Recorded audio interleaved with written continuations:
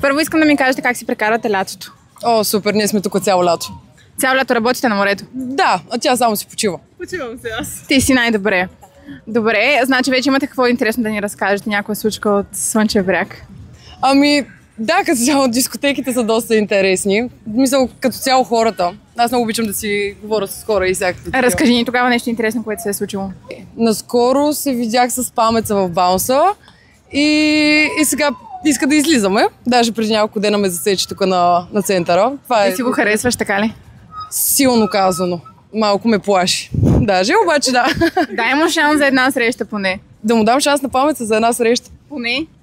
Ще си помисля. Добре, а нещо друго интересно, което ти се е случило или което си видяла?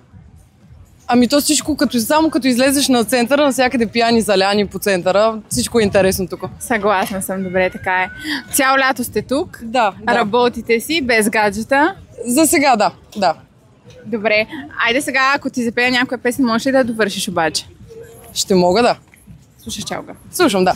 Добре, направо ми е цак-цак. Раки, так. Добре, чипи-чипи.